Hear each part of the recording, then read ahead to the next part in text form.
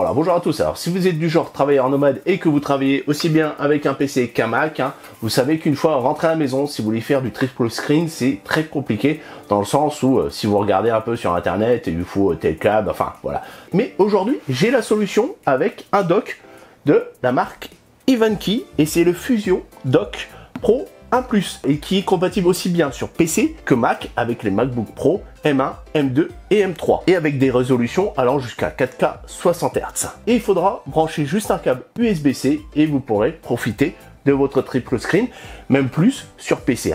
D'ailleurs, c'est ce qu'on va découvrir ensemble pendant le test. Et qu'est-ce qu'il faut faire avant? C'est bien sûr aller s'abonner. Allez, c'est parti.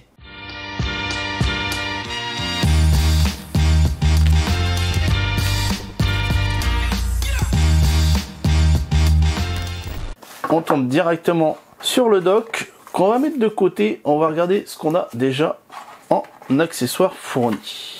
Alors, donc là, on a une petite note qui nous renvoie sur un QR code pour regarder une vidéo pour pouvoir savoir comment installer le triple affichage. Puisque apparemment, pour les MacBook, il faut installer quand même une application pour que ça fonctionne. Ici, un petit livret pareil qui va nous indiquer les différentes caractéristiques. De toute façon, je vais vous les donner après quand on fera le tour du dock. Voilà. Alors, ensuite, on sort une boîte. Donc là, ça nous indique qu'on va avoir sûrement l'alimentation ainsi que les cordons. Là, on a, vous pouvez voir, The Alimentation, puisque donc elle envoie jusqu'à du 180 watts, vous pouvez le voir ici. Donc on est large à ce niveau-là, il n'y aura pas de souci pour l'alimentation du dock, et jusqu'à du 20 volts. Ok. Donc ensuite on va avoir le câble USB-C qui lui va permettre de faire le transfert entre le dock et le PC. Et donc ce câble, il va être important dans le sens où vous ne pourrez pas utiliser n'importe quel câble USB, puisque lui, il va gérer aussi bien les gros taux de transfert que l'alimentation en 100 watts. Vous pouvez pas utiliser n'importe quel câble USB-C que vous utilisez par exemple pour recharger un téléphone ou autre. Là, il est vraiment dédié pour être utilisé avec le dock. N'utilisez pas d'autres câbles. Et donc en dernier, on a voilà le dock avec une finition style métal brossé sur le dessus. Sur le dessous, deux gros patins antidérapants. Sur ce côté-là, un antivol. De ce côté-là, donc l'arrivée avec le câble USB-C propriétaire pour le brancher directement sur un Mac ou un PC. Derrière, donc on a l'alimentation.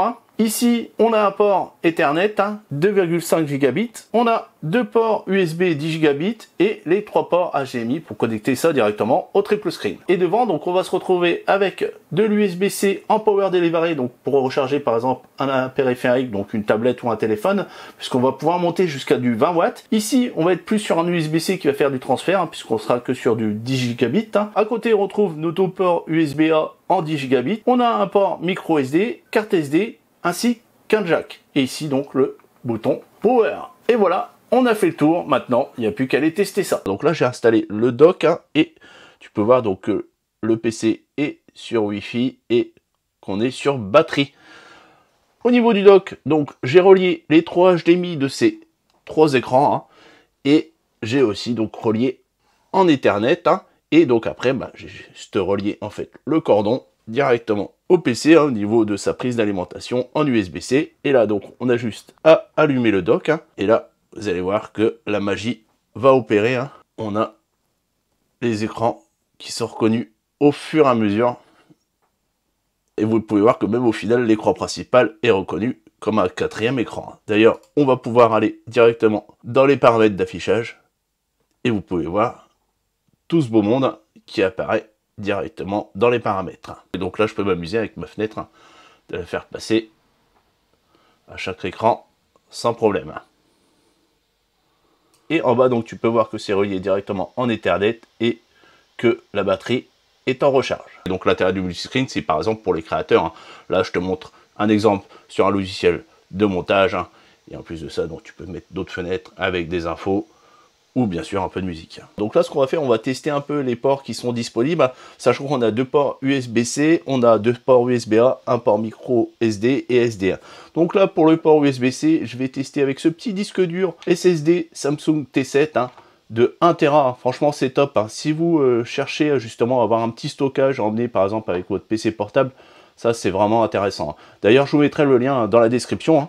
Donc là, hop, on le relie directement au port USB-C qui est juste ici. On va prendre une clé USB 3 et on va utiliser ma carte SD que j'utilise avec mes appareils photo. Hein. Donc hop, pensez voilà qu'il faut la mettre à l'envers. Hein. Et donc maintenant, on peut voir tout ce beau monde sur le poste de travail. Hein.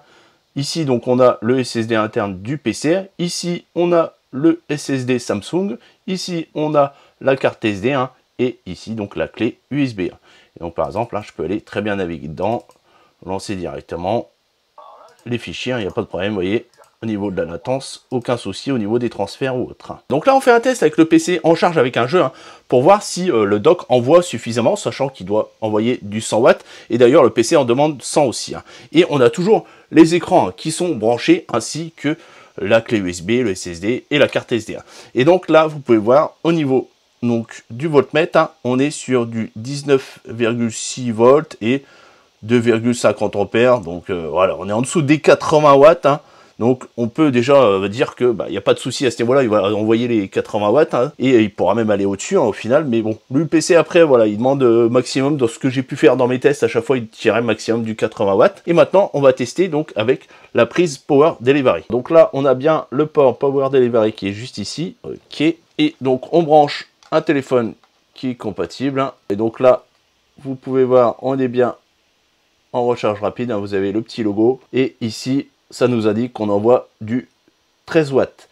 Et donc, faites attention parce que si vous utilisez l'USB-C qui est juste à côté, hein, donc là, on refait le test, hein, je laisse le téléphone branché sur le voltmètre, hein, et là, vous allez voir qu'au ça va envoyer maximum du 2,3 watts. Hein, 2,3 watts. Hein.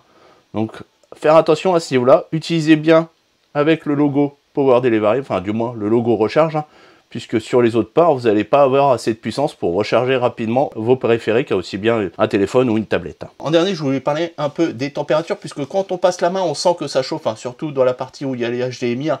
Donc là, je vous montre vite fait ce qu'on peut avoir au niveau température. Donc là, ici, on est vers les 54 degrés. Donc voilà, c'est pas critique en soi. Hein. C'est juste, vous inquiétez pas, c'est normal, forcément. Hein. On a des composants qui sont assez concentrés. Ce qui aurait été sympa, c'est qu'ils nous mettent en fait un capot métallique pour mieux dissiper tout simplement la chaleur. Donc voilà, on en a fini, on passe à la conclusion. Donc voilà, c'est le temps de la conclusion. Au niveau des défauts, ce que j'aurais aimé, c'est avoir quelques ports USB-C en plus, hein, sachant que maintenant, même chez Mac, hein, on passe sur l'USB-C. Et c'est vrai que là, on a 4 ports USB-A et 2 ports USB-C. J'aurais aimé avoir 1 ou 2 USB-C en plus, mais vous pouvez facilement pallier à ce problème avec ce genre de petit adaptateur. Hein. Je vous mettrai le lien dans la description. Hein. Et sinon, au niveau de ses avantages, déjà, on a pu le voir hein, pendant le test, c'est le fait qu'on va pouvoir faire du triple screen, voire même plus sur PC. Mais sur Mac, c'est vrai que ça devient compliqué. Et donc, au final, avec ce dock, hein, vous allez juste avoir besoin d'installer un logiciel et pouvoir disposer d'un setup idéal pour travailler aussi bien pour les créateurs ou autres. Un de ses avantages aussi, c'est le fait qu'on a une puissance de 100 watts qui est délivrée directement au niveau de l'USB-C qui se connecte directement au PC. Si vous faites du travail qui demande beaucoup au niveau du processeur, il n'y aura pas de souci, on va dire.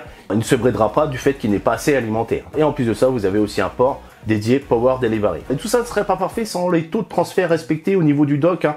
Vous avez pu le voir pendant le test, hein, j'ai fait la mesure directement avec le SSD Samsung et il n'y a pas eu de souci, hein, aussi bien si je branchais en direct avec le PC qu'avec le dock, on avait exactement les mêmes taux de transfert. Donc voilà, le test est fini. Donc si vous le cherchez à l'acheter, bien sûr, vous avez tous les liens qui sont dans la description. Et si vous avez aimé, likez, partagez et surtout, abonnez-vous. Allez, ciao, bye bye, à la prochaine.